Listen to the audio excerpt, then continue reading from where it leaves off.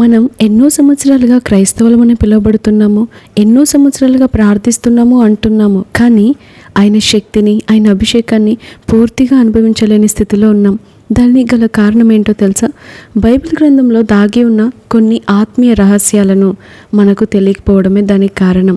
ఈ రహస్యాలు మనం గ్రహించి వాటిని మన జీవితంలో అన్వయించుకున్నట్లయితే, వాటి ప్రకారం మన బ్రతుకును మలుచుకున్నట్లయితే మన ఆధ్యాత్మిక స్థితి పూర్తిగా మారిపోతుంది. మన ఆధ్యాత్మిక స్థితిలో మార్పు కలగడానికి ఈరోజు 3 ముఖ్యమైన ఆత్మీయ రహస్యాలను మీతో పంచుకోవాలని నేను ఆశపడుతున్నాను. మొదటి రహస్యం మౌనంగా కనిపెట్టడం. అవును, మౌనంగా కనిపెట్టడంలోనే అసలైన బలం దాగి ఉంది. ఈ రోజుల్లో మనకి ఏదైనా సమస్య రాగానే వెంటనే మనం కంగారు పడిపోతూ ఉంటాం, కన్నీరు కారుస్తూ ఉంటాం, మనుషుల సహాయం కొరకు పరిగెడుతూ ఉంటాం, లేకపోతే దేవుని దగ్గరికి వచ్చి గబగబా అని మాట్లాడేసి లేచి వెళ్ళిపోతూ ఉంటాం.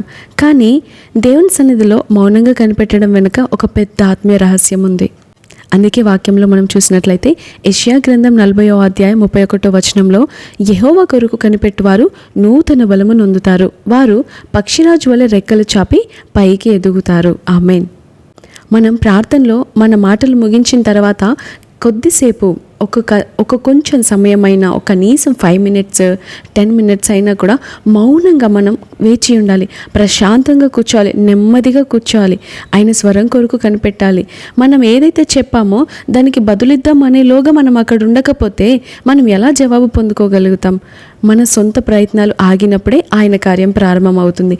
మన స్వరం ఆగినప్పుడే ఆయన స్వరం ప్రారంభమవుతుంది. మనం ఏదైతే ప్రార్థనలో అడుగుతామో, ఫర్ ఎగ్జాంపుల్ ఆలోచన చెప్పయ్యా, ఒక మాట సెలవు ఇవ్వయ్యా, ఒక అద్భుతము జరిగించయ్యా, ఒక వాగ్దానం ఇవ్వయ్యా, ఇలాంటి మాటలు అడుగుతూ ఉంటాం సహజంగా.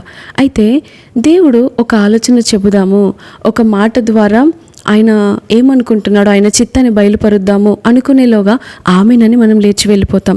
దేవునికి అసలు మాట్లాడే ఛాన్సే ఇవ్వము, మనమే మాట్లాడేస్తూ ఉంటాం, ప్రారంభించింది మొదలుకొని ముగింపు ఆమెననే వరకు. మరి దేవుడు ఎప్పుడు మనతో మాట్లాడతాడు? ఫర్ ఎగ్జాంపుల్, ఒక ఫ్రెండ్ మీ దగ్గరకు వచ్చాడు అనుకోండి.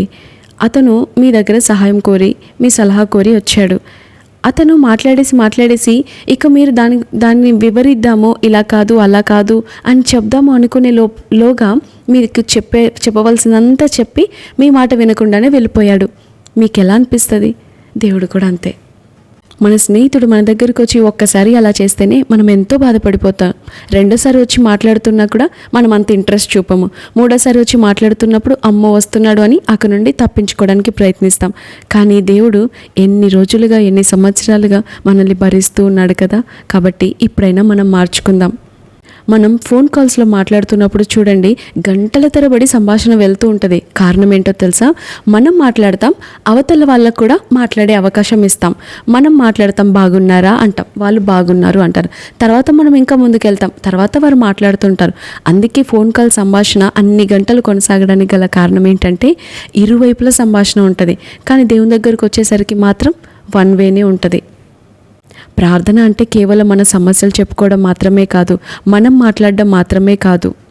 ఇది ఒక మోనోలాగ్ కాదు, ఒక్కరే మాట్లాడేది కాదు. ఇది ప్రార్థన అంటే ఇరువైపుల సంభాషణ. కాబట్టి ప్రార్థన అయిపోగానే దేవుని సన్నిధిలో మౌనంగా కొద్ది సమయం వేచి ఉండండి. రెండవ ఆత్మీయ రహస్యం ఏంటి అంటే తగ్గింపు ద్వారానే మనకు పరలోక పెచ్చింపు వస్తుంది. ఈ లోకంలో మనం చూస్తూ ఉంటాం, ఎవరైతే వారిని వారు ఎక్కువగా ప్రమోట్ చేసుకుంటారో, ఎవరైతే గట్టిగా అరుస్తారో వారే పైకి వస్తూ ఉంటారు, వారే పైగా ఉంటూ ఉంటారు. కానీ పరలోకపు రాజ్యంలో సూత్రం ఏంటో తెలుసా? పూర్తిగా రివర్స్. అందుకే వాక్యంలో చూస్తే లూకా సువార్త 14వ అధ్యాయం 11వ వచనం, తనను తాను తగ్గించుకొనివాడు హెచ్చింపబడును, తనను తాను హెచ్చించుకొనివాడు తగ్గింపబడును. బైబిల్లో దేవుడు వాడుకున్న ప్రతి ఒక్క భక్తుడు కూడా ముందుగా దేవుని దృష్టిలో వారిని వారు తగ్గించుకున్న వారే. దావీదు గొర్రెల కాపరిగా ఉన్నప్పుడు తనను తాను తగ్గించుకున్నాడు కాబట్టే దేవుడు ఆయనను సింహాసనం ఎక్కించాడు.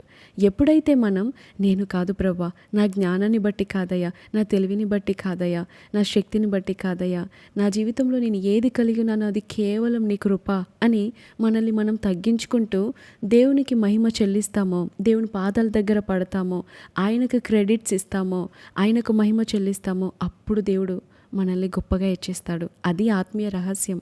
అవును కదా! మన జీవితంలో మనం కలిగిన డిగ్రీస్‌ని బట్టి, హోదాను బట్టి, పేరుని బట్టి, ప్రఖ్యాతను బట్టి, మన తల్లిదండ్రులను బట్టి, మన బ్యాక్‌గ్రౌండ్‌ని బట్టి, డబ్బును బట్టి మనం ఈ స్థితిలో లేము. కేవలం ఆయన కృప అని ఎవరైతే ఆయనను స్తుతిస్తారో దేవుడు వారిని అక్కడే విడిచిపెట్టే దేవుడు కాదు. గొర్రెల కాపరిగా ఉంటున్నప్పుడు దావీదు దేవుని స్తుతించాడు. దేవుడు అక్కడే విడిచిపెట్టాడా? ఎవరు చూస్తున్నా చూడకపోయినా, ఎవరు వింటున్నా వినకపోయినా, ఎవరు పట్టించుకున్నా పట్టించుకోకపోయినా దేవుని ఆయన స్తుతిస్తూనే ఉన్నాడు. దేవునికి మహిమ చెల్లిస్తూనే ఉన్నాడు. కాబట్టి ఒకానొక దినం వచ్చింది, దేవుడు ఆయనను గొప్పగా హెచ్చించాడు. కాబట్టి మనల్ని మనం తగ్గించుకొని ఆయనకి మహిమ చెల్లిద్దాం. మూడవ ఆత్మీయ రహస్యం ఏంటి అంటే రహస్య ప్రార్థన. మనం చేసే రహస్య ప్రార్థన మనకు బహిరంగంగా ప్రతిఫలాన్ని తీసుకొస్తుంది. చాలామంది మనం చూస్తాం చర్చిలలో లేదా నలుగురు ఉన్నప్పుడు నలుగురితో కలిసి ప్రార్థన చేస్తున్నప్పుడు ఎంతో భక్తిగా ప్రార్థిస్తూ ఉంటారు, మంచిదే. కానీ మనం అందరూ ఉన్నప్పుడు ఎంత భక్తిగా చేస్తామో వారు చూస్తున్నారు, వారు వింటున్నారని మన ప్రార్థనలో అంతకుముందు వాడని పదాలను కూడా వాడుతూ ఉంటాం. అయితే దానిలో కూడా తప్పేమీ లేదు. కానీ ఎవరికీ కనబడకుండా మనం వ్యక్తిగతంగా గదిలో చేసే ప్రార్థనకి దేవుడు ఎక్కువ విలువనిస్తాడు.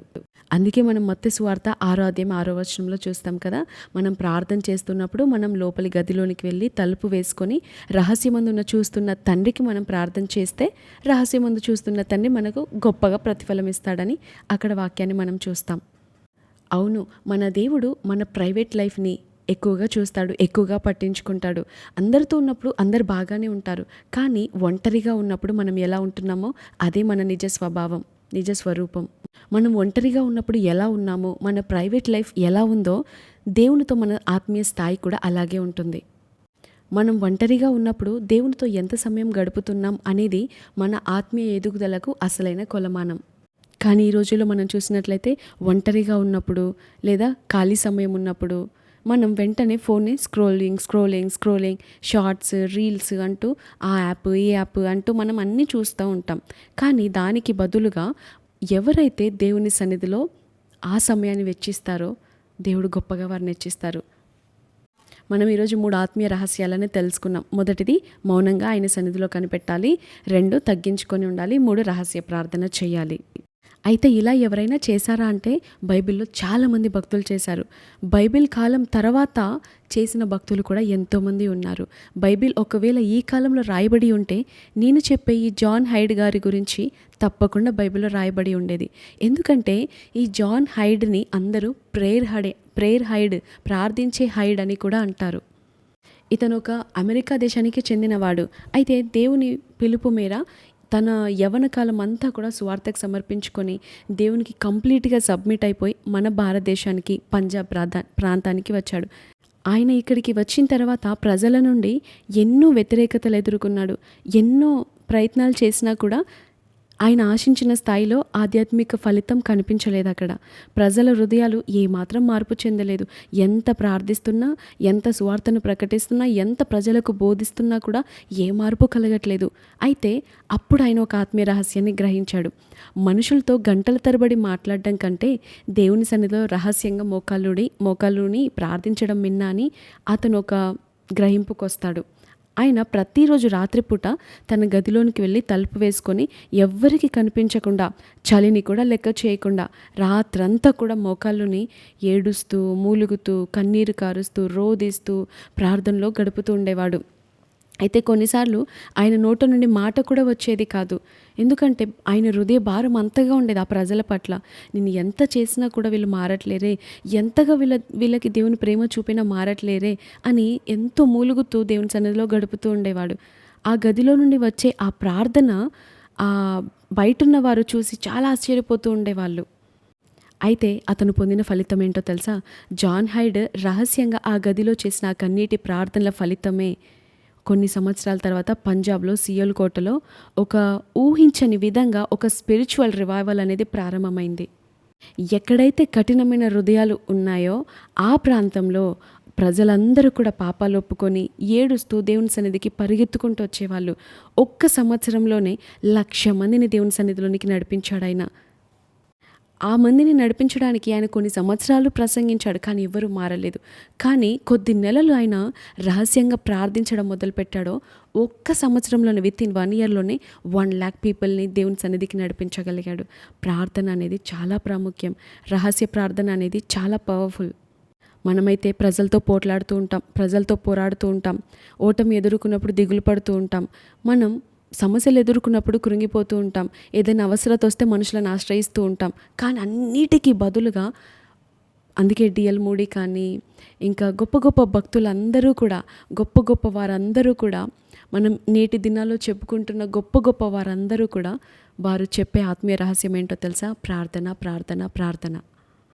అవును, ఎందుకంటే ఒక చెట్టు ఎంత ఎత్తుకు ఎదుగుతుందో దానికి గల కారణం భూమి లోపల ఎవ్వరికి కనిపించకుండా ఉన్నటువంటి లోతుగా పాతుకుపోయినటువంటి ఆ చెట్ల యొక్క వేర్లు దాన్నంతగా పైకి ఎదిగించింది, దాన్నంత స్థిరంగా నిలబెట్టింది. ఎటువంటి సమస్యలు రాని, ఎటువంటి తుఫాన్లు రాని, అది ఎంత స్థిరంగా ఉంది అంటే దాని లోపల ఎవరికి కనిపించినటువంటి రహస్యంగా ఉన్న దాని వేర్లు. ఆ వేర్లు అది ఎప్పుడైతే బయటికి చూపించాలనుకుంటుందో ఆ చెట్టు అక్కడ నిలబడదు, పెళ్ళగించబడుతుంది. మన ఆధ్యాత్మిక స్థితి కూడా అంతే. మన ప్రార్థన, రహస్య ప్రార్థనని ఇతరులకు చూపించాలనుకోకూడదు. మన భక్తిని ఇతరుల ఎదుట ప్రదర్శించడానికి కాదు, ఆయన చూస్తున్నాడు అని చేయాలి. మన ఆధ్యాత్మిక స్థితి కూడా నలుగురిలో ఎంత గొప్పగా ఉందనేది ముఖ్యం కాదు, ఎవరికీ కనిపించని మన రహస్య ప్రార్థనా జీవితం దేవునితో ఎంత లోతుగా ఉన్నదనేదే ముఖ్యం. మనం రహస్యంగా మోకాళ్ళూనినప్పుడు దేవుడు బహిర్గతంగా అద్భుతమైన కార్యాలను జరిగిస్తాడు. కొన్నిసార్లు మన జ్ఞానంతో సంపాదించలేనివి, కొన్నిసార్లు మన ప్రయత్నాలతో సంపాదించలేనివి, మన డబ్బుతో సంపాదించలేనివి, మనం పోరాడినా సంపాదించలేనివి ప్రార్థనతో సంపాదించగలుగుతాం. ఈ యొక్క 3 ఆత్మీయ రహస్యాలను మన జీవితంలో మనం అన్వయించుకున్నట్లయితే మనల్ని మరో లెవెల్కి తీసుకెళ్తాయి, మరో స్టెప్ మనం ఎక్కగలుగుతాం. సమస్యలు వచ్చినప్పుడు కృంగిపోకుండా మౌనంగా కనిపెడదాం ఆయన సన్నిధిలో, గర్వపడకుండా దేవుని ముందు తగ్గించుకొని జీవిద్దాం.